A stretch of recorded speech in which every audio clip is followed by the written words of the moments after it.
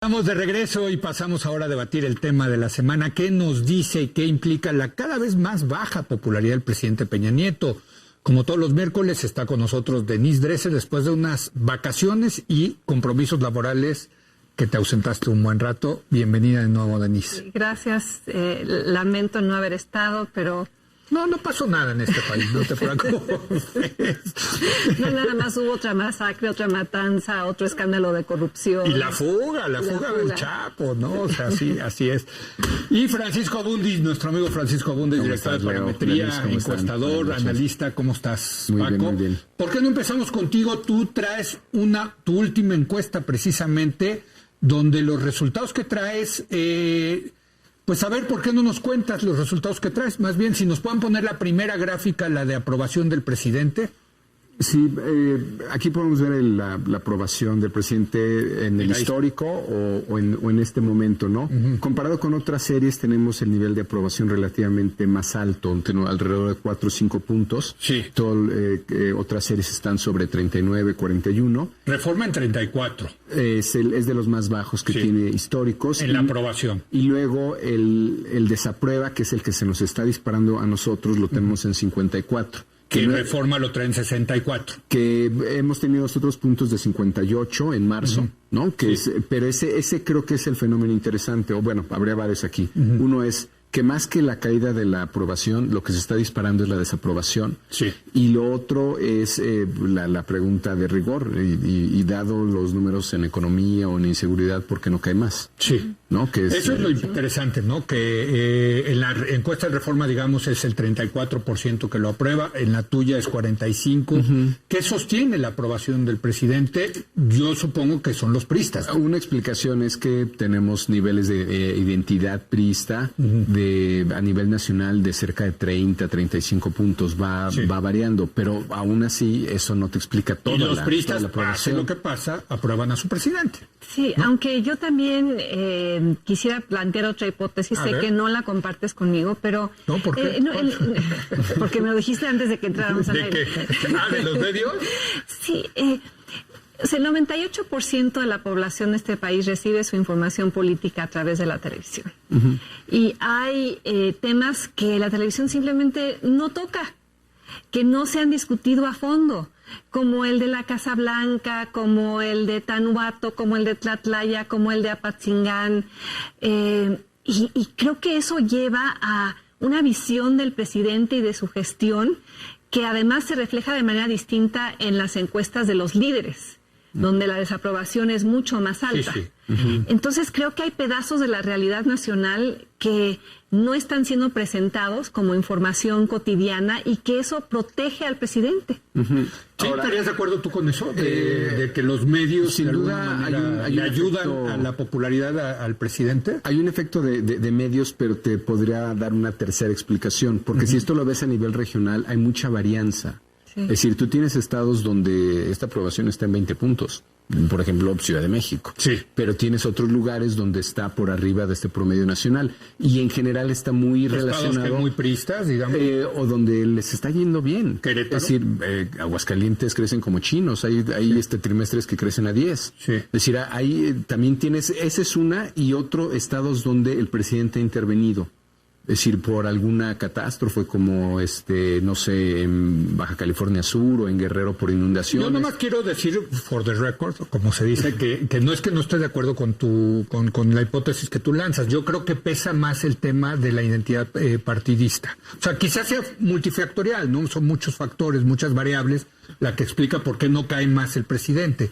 Yo creo que mucho tiene que ver con los priistas. Y ahora, parte de esa identidad, no necesariamente estás hablando del primer priista del país. Estás hablando de tu prismo de gobernador, tu prismo local, ¿no? Y eso lo ves mucho en el norte. Sí. O lo ves mucho en las elecciones, ¿no?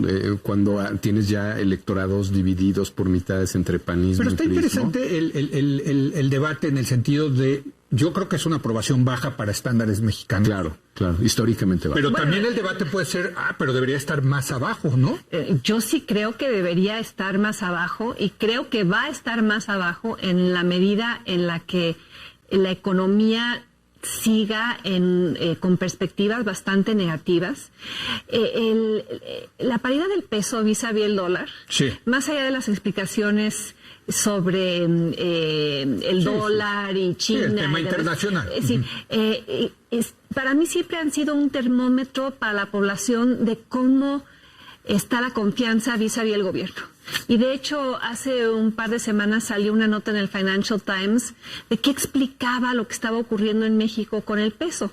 Y el argumento era, pues, las familias mexicanas ordinarias que tienen ahorros, los que sean, pocos o muchos, están sacando su dinero del país.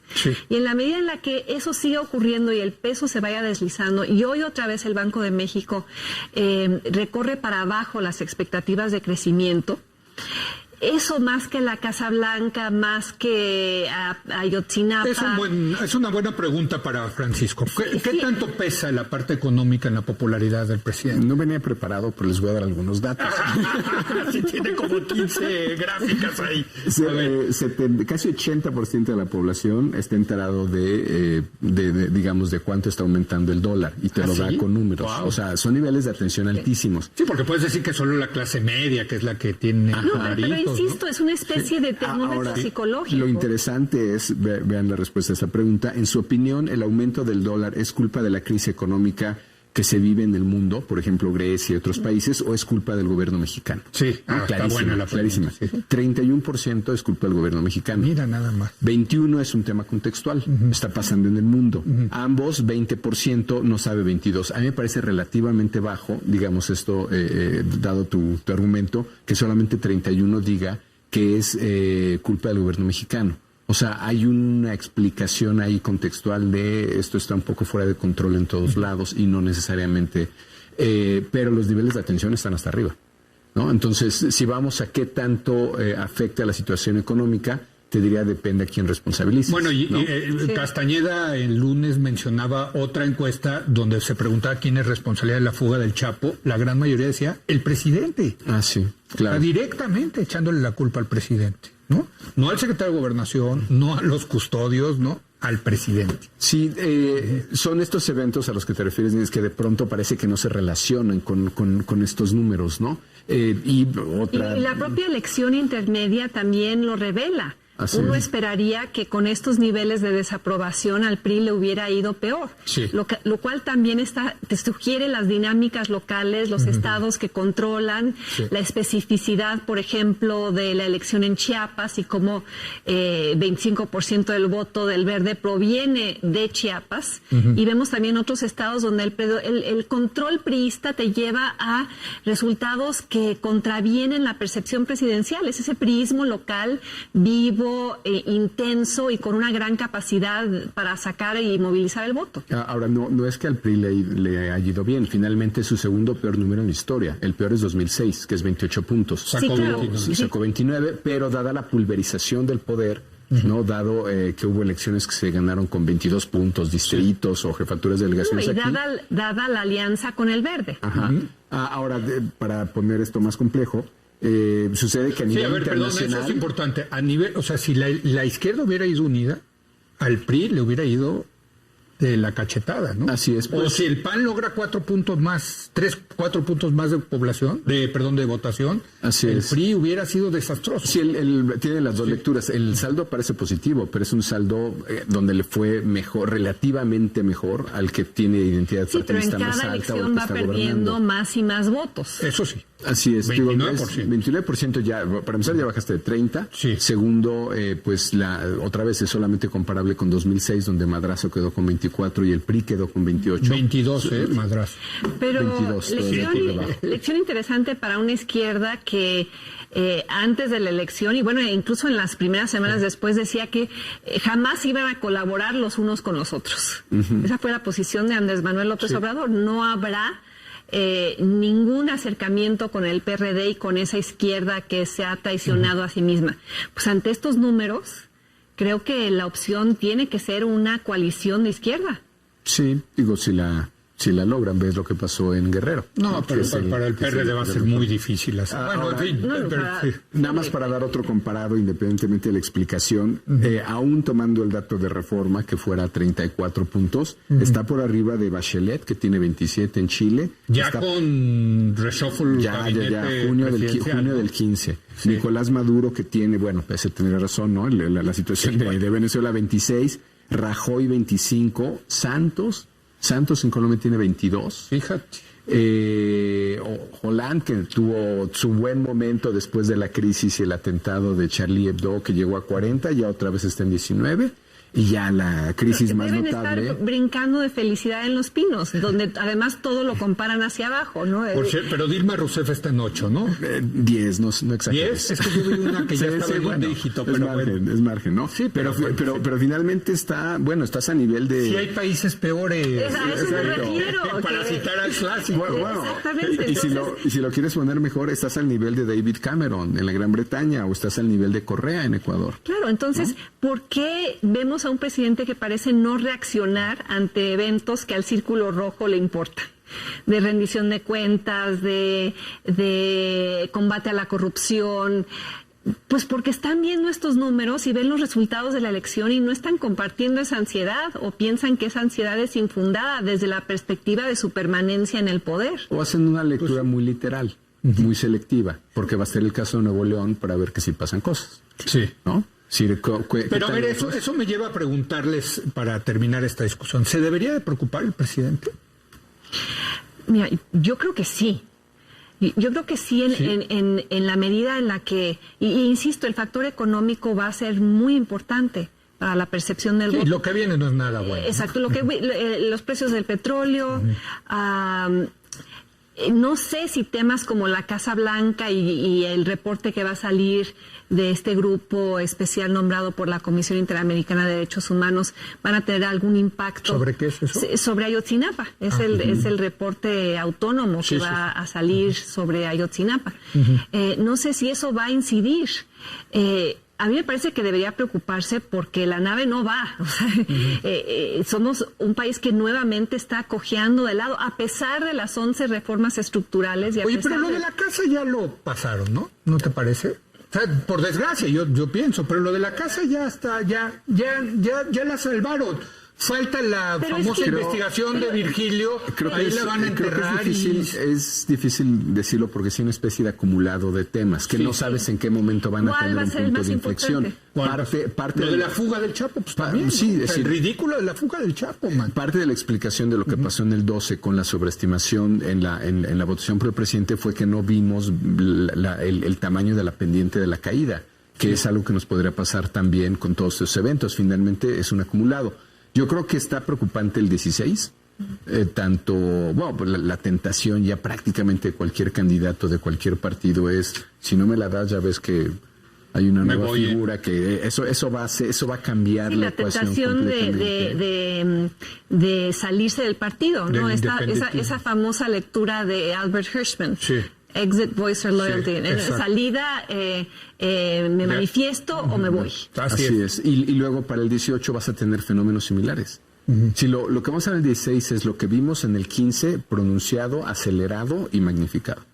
Bueno, y ya también muchos candidatos que sí son de partidos o del sistema, vamos a decir, de local, que están metiéndose por la puerta independiente para ganar por ahí, ¿no? O sea, también ya hay embaucadores. Sí, Donald Trump puede porque...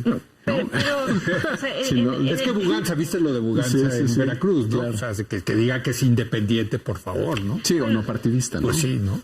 Mira, yo creo que denota cierto grado de preocupación de Los Pinos que estén permitiendo que Manlio Fabio Beltrones sea presidente del PRI. No, pues le salió bien esa jugada. Pero pone ahí a alguien de quien históricamente ha desconfiado, alguien que no es uno de los suyos. Pero es institucional. Es institucional. Y bueno, y ese es el mensaje precisamente, que están abriendo el ostión mexiquense hidalguense, ¿no? Pero ante lo que perciben como un descalabro o mal manejo de ciertos temas que se les están saliendo de las manos. Entonces están reaccionando.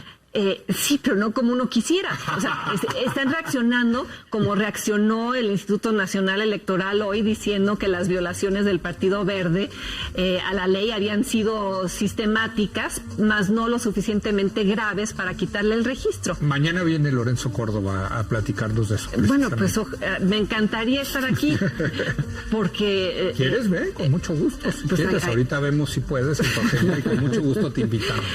No, porque me parece un golpe brutal a la democracia y a la credibilidad de un instituto que no logra frenar a un partido y a un proceso electoral que ya nos están dando el mapa de ruta para el 16 y para el 18, que es viola la ley, acumula multas, las pagas con tus prerrogativas, no te van a sancionar.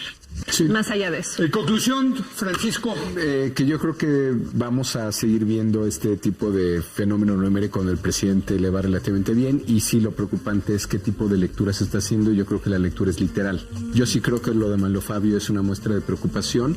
No sé si de pronto se está sobreestimando su capacidad para consensar al PRI. De Mario. Porque estamos hablando de una cantidad de elecciones, 11 elecciones, ¿no? Para gobernador, donde tiene que consensar a todos estos actores y donde tienes, para muchas elecciones locales, muchos candidatos con aspiraciones, digamos, con ambición legítima. Pero pues, va a ser el presidente el que decida quién va a ser los candidatos del PRI. ¿Tú tienes algún respecto? No me refiero a eso, me refiero a cómo procesas ese proceso interno. O sea, cómo le vas a hacer, y yo creo que el PRIismo está apostando que Manlio Fabio lo va a resolver, yo creo que hay un tema estructural. Sí. 20 segundos. Denise. Cuando yo veo esos niveles de aprobación, de todavía que 35%, 40%, yo me pregunto, ¿y quiénes son los mexicanos que le dan esa aprobación? ¿En qué país paralelo viven en el que no están confrontando la realidad de lo que está ocurriendo? Bueno, pues ahí está. Gracias, Paco. Gracias, Denise. Bienvenido.